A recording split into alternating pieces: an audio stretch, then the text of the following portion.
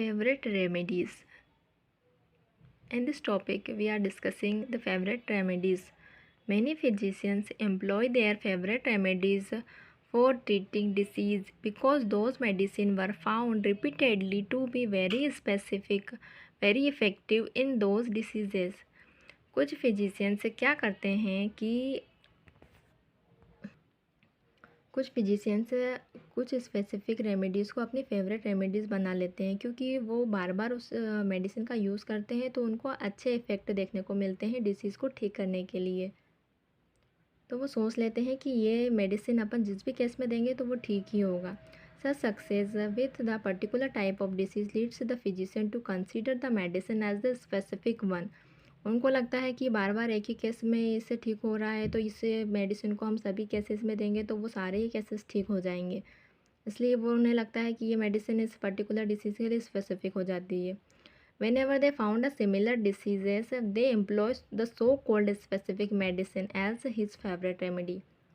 फिर वो क्या करते हैं कि जब कभी भी उन्हें वो उसी तरीके का पेशेंट मिलता है सिमिलर डिसीज़ से सफ़र करता हुआ तो वो क्या करते हैं उनकी सो कॉल्ड जो स्पेसिफिक मेडिसिन देते हैं जिससे पहले वाले पेशेंट को आराम मिल गया था उसी को वो उठा कर दे देते हैं और इस तरीके से वो मेडिसिन उनकी फेवरेट मेडिसिन बन जाती है।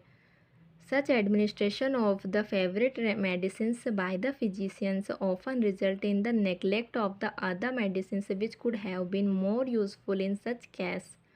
और इस तरीके से जब वो मेडिसिन दे देते हैं तो वो लोग क्या करते हैं कि जो मोर यूज़फुल मेडिसिन रहती है, मोर सूटेबल मेडिसिन हो सकता है उस केस की दूसरी रहती है, उस पर वो ध्यान ही नहीं देते हैं और उसको नेगलेक्ट कर देते हैं। Thus some remedies of rare use which sometimes are more useful। और इस तरीके से क्या रहता है कि जो रेयर मेडिसिन रहती है जो ज़्यादा काम की रहती है, ज़्यादा इंपॉर्टेंट रहती है, ज़्यादा सूटेबल रहती है उस पर्टिकुलर केस के लिए consider more serviceable are often neglected. वो उस चीज़ पर ध्यान ही नहीं देते और उसे नेग्लेक्ट कर देते हैं। Doctor Hahnemann has advised the physician to investigate each case as a fresh case without any prejudice. Doctor Hahnemann ने कहा है, हमें एडवाइस दी है सब फिजिशियंस को कि हमें हर एक पर्टिकुलर केस को एक फ्रेश एक नए केस की तरह बहुत ही अच्छे से इन्वेस्टिगेट करना चाहिए और हमें प्रिजुडाइज नहीं होना चाहिए। पहले से ही हमें पूर्वानुमान नहीं लगाना चाहिए कि ये पेशेंट आया है तो हमें इसे ये मेडिसिन देंगे वो मेडिसिन देंगे, नहीं।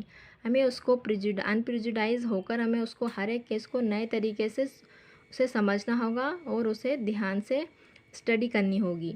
तो totality of symptoms should be ascertained and medicine should be selected on the basis of that totality of symptoms in each and every case. Hahnemann कहते हैं कि हमें पेशेंट्स के सिम्टम को केयरफुली लेना होगा, उसकी पूरी टोटलिटी बनानी होगी और उन टोटलिटी ऑफ सिम्टम्स के बेस पर हमें मोस्ट सूटेबल रेमेडी उसकी सर्च करनी होगी और उसे वही रेमेडी हमें देना चाहिए। हर एक केस की अलग अलग रेमेडी, हर एक केस को अलग से अच्छे से इन्वेस्टिगेट करके हमें देना होगा। According to him a true physician should always take care to avoid making favourite remedies which often leads to failure.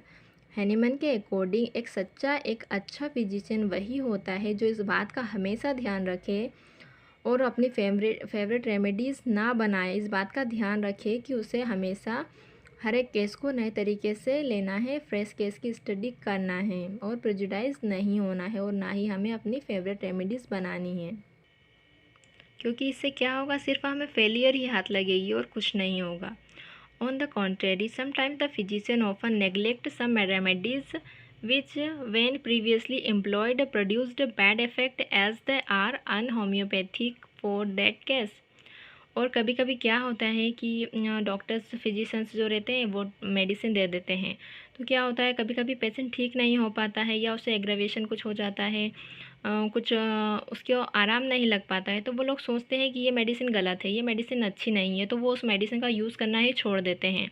उनको लगता है कि ये मेडिसिन ख़राब है और ये दूसरे पेशेंट को देंगे तो उसको भी आराम नहीं लगेगा बल्कि उसको प्रॉब्लम ही बढ़ेगी, तो इस तरीके से वो मेडिसिन को छोड़ देते हैं, उस पर ध्यान नहीं देते हैं, उसे भूल जाते हैं। जबकि हो सकता है कि वो मेडिसिन जबकि ऐसा इसलिए होता है क्योंकि it is almost always due to erroneous selection from his own fault, क्योंकि ये सिर्फ उनकी लापरवाही, खुद की लापरवाही की वजह से होता है। जबकि ये मेडिसिन गलत नहीं होती है, जबकि वो खुद ही सिलेक्शन करने में उसको इनेबल रहते हैं, सही सिलेक्शन नहीं कर पाते, इसलिए वो मेडिसिन गलत हो जाती है और एग्रेवेशन हो जाता है। मेडिसिन गलत नहीं होती है। और दे अवॉइड देम फॉर फर्दर, और वो इस वजह से एक बार गलत होने की वजह से कभी भी उसका यूज़ नहीं कर पाते हैं।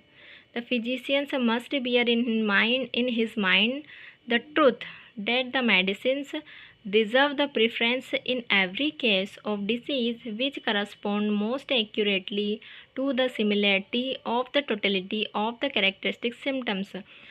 डॉक्टर हैनीमन कहते हैं कि फिजिशियन को उसके दिमाग में ये बात हमेशा ध्यान रखनी चाहिए कि वो